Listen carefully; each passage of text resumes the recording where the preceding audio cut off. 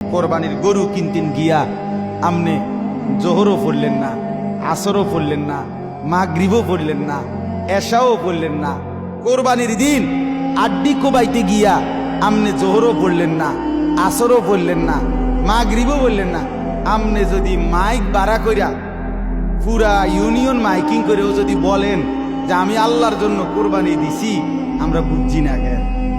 আমরা চিরা খাই। আমি তো এই বেলা বিরিয়ানি খাইছি এই ইফতারের সময়, আমরা বুঝি না। আপনি যে গোস্ত খানার জন্য দিছেন এটাতে কি কোনো সন্দেহ আছে? আল্লাহর জন্য যদি কোরবানি দিতেন তো কোরবানির মধ্যে তো আল্লাহর জিকির, আল্লাহর স্মরণ মূল মাকসাদ ছিল, তাহলে সেটা আপনার ছুটলো কেমনে? আল্লাহর জন্য দিলে নামাজ ছুটলো কেমনে?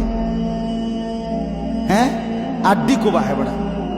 এই জন্য জোহর আরে কোরবানি খামখেয়ালি না তো, জোহর আসর মাগরিব ইতান তো কত আইয়ে যায়, কথা বুঝছেন না?